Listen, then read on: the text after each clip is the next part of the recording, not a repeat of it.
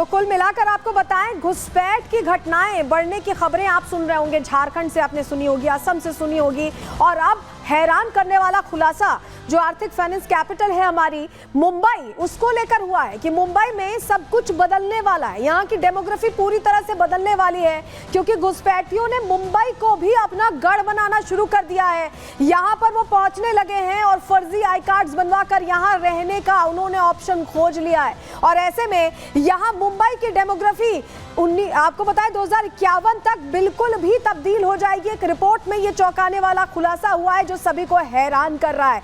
क्यों हम ऐसा कह रहे हैं आपको बताते हैं, क्योंकि सियासी सरगर्मी इस रिपोर्ट के आने के बाद बढ़ती दिखाई दे रही है। दावे चौंकाने वाले हैं, क्योंकि मुंबई को लेकर किसी ने ऐसा सोचा नहीं था कि यहाँ भी इस तरह की चीजें की जा रही होंगी, यहाँ भी डेमोग्राफिक चेंज हो रहा होगा, या ये कहें कि घुसपैठी यहाँ ठौर ठिकाना बना रहे होंगे। आपके सामने पहले जानकारी रख देते हैं, आपको जरा बताएं। किरीट सोमैया ने दरअसल TISS की रिपोर्ट के जरिए जो बहुत बड़ी बात कही है, उनकी तरफ से कहा गया कि मुंबई में 2051 तक हिंदुओं की जो आबादी है वो कम हो जाएगी। करीब 54% कम हो जाएगी हिंदुओं की आबादी। आप समझ रहे हैं कितना बड़ा आंकड़ा यहाँ पर बदलने वाला है। 2051 तक कहा जा रहा है मुस्लिम आबादी 30% तक बढ़ जाएगी।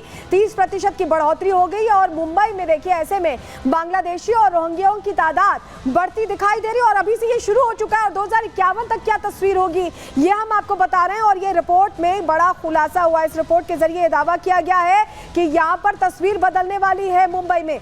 लेकिन देखिए, जो डेमोग्राफी बदलने की बात कही गई है, टिस की जिस रिपोर्ट का दावा किया जा रहा है, वो रिपोर्ट अपने आप में बहुत चिंता जताने वाली रिपोर्ट है। जरा आपको बताते हैं कि ये जो दावा किया जा रहा है, नेता हमारे साथ खुद जुड़ गए, बीजेपी नेता किरीट सोमैया हमारे साथ जुड़ गए हैं, जिनकी तरफ से ये दावा किया गया है।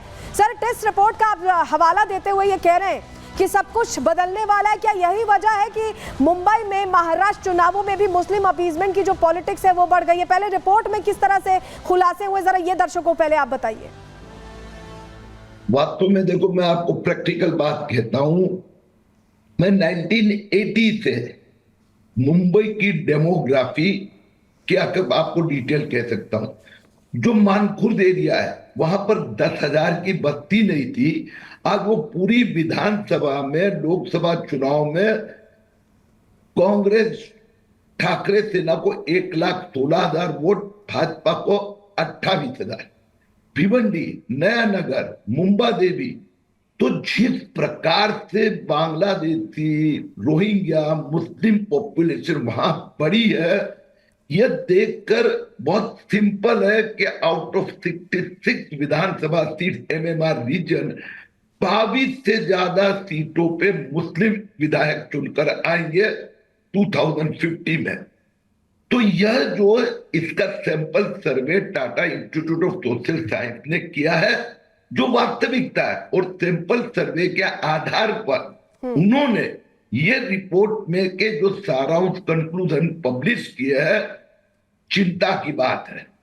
चिंता की बात इसलिए भी लग रही है किरीट जी, क्योंकि ये सिर्फ चुनावों को लेकर चिंता का विषय नहीं है, क्योंकि यहाँ पर सब कुछ चेंज हो जाएगा। ऐसी कंसर्न उपराष्ट्रपति भी जाहिर कर चुके हैं। आपने सुना होगा जगदीप धनखड़ का वो बयान, जिसमें वो कह रहे थे कि ऐसा लगता है कि फिर यहाँ पर सब कुछ बदल जाता है। एक तो ये बात है, दूसरी सुरक्षा के लिहाज से भी चिंता की बात है, क्योंकि बांग्लादेशी, रोहिंग्या अगर रह रहे हैं तो बहुत कुछ इसके साइड इफेक्ट्स होते हैं। ये जो 1971 में बांग्ला युद्ध के फिर 1980 के बाद में, मुझे याद है 1998 में मैं विधायक था। मुझे तब जो महाराष्ट्र पुलिस के डायरेक्टर जनरल थे, उन्होंने तब मुझे बुलाकर यह कहा था कि जिस प्रकार से समुद्र किनारे पर और यहाँ पर इस प्रकार की बांग्लादेशी अतिक्रमण हो रहा है, आपको पूरा मुंबई का समुद्र किनारे पे कुछ सालों के बाद में, 25 साल के बाद में यही लोग दिखाई देंगे। आज मैं जब मुंबई और MMR रीजन में घूमता हूं तो ये दिखाई दे रहा है। मैं आपको दूसरा एक एरिया बताऊं, मीरा रोड, जहां शांति नगर बना 1980-85 में जी। आपको मीरा रोड के दो हिस्से हो गए शांति नगर के। एक हो गया नया नगर, जहां पर आप राम मंदिर प्राण प्रतिष्ठा पे जुलूस नहीं निकाल सकते।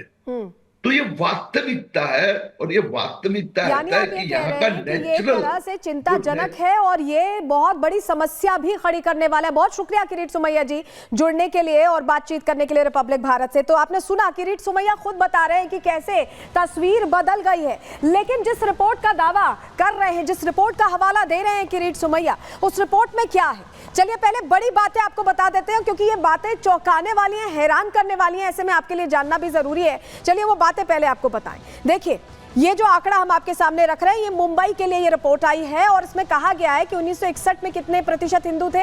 88% हिंदू थे, मुस्लिम 8% थे। इंक्रीज आप देखिए, 2011 में अगर आप देखें तो 66% हिंदू रह गए, हिंदुओं में प्रतिशत में कमी आई है, ये आप देख रहे हैं। वहीं मुस्लिमों की बात करें तो एक अचानक इंक्रीज देखने को मिला, 21% बढ़ोतरी मिली।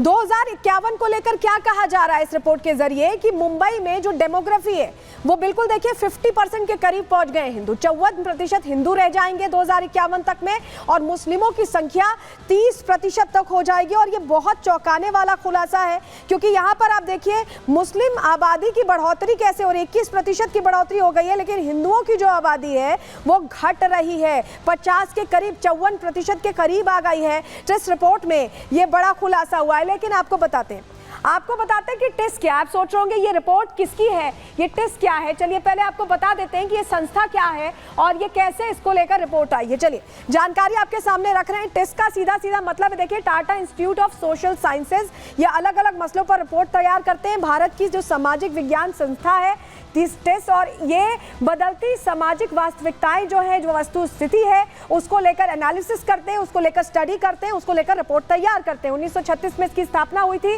और यही Tata institute of social sciences की रिपोर्ट है जिसमें खुलासा हुआ है। इसकी अलग अलग जगह शाखाएं हैं, मुंबई, हैदराबाद, गुवाहाटी में इसकी शाखाएं हैं।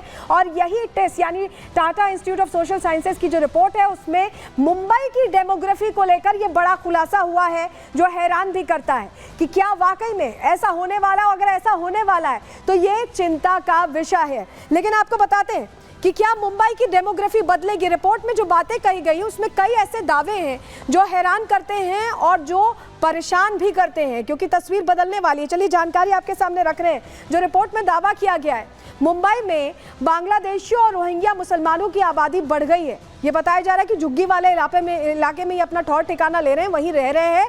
दूसरा दावा क्या है कि वोट बैंक की राजनीति की वजह से घुसपैठियों को यहाँ रहने दिया जा रहा है, बाकायदा इनकी संख्या बढ़ गई, यानी सुरक्षा को तो भी खतरा है, लेकिन यहाँ वोट बैंक को लेकर इतनी ज्यादा चिंता है कि इसको दरकिनार किया जा रहा है, इस पर सीरियसली सोचा नहीं जा रहा है। दावा नंबर 3 क्या है कि नकली दस्तावेज बनाकर ये घुसपैठिए अपने वोटर ID कार्ड बनवा लेते हैं और ऐसे में ये यहाँ के परमानेंट रेसिडेंट बनने का रास्ता साफ कर लेते हैं। दावा नंबर 4 ये है कि घुसपैठियों की वजह से बस्तियों में भी अब दबाव बढ़ गया है, वहां लोगों की भीड़ बढ़ गई है, सुरक्षा भी यहाँ पर एक बहुत बड़ा चिंता का विषय बना हुआ है। दावा नंबर 5 ये कहता है कि घुसपैठियों की वजह से जो स्वास्थ्य समेत सेवाएं हैं उस पर असर पड़ा है, क्योंकि यहाँ पर वो भी सीधा सीधा फायदा उन सेवाओं का ले रहे हैं जो सरकार ने भारत के नागरिकों के लिए रखी गई है। भारत के नागरिकों के लिए जो सुविधाएं रखी है वो इनका सीधा फायदा उठा रहे हैं। लेकिन चलिए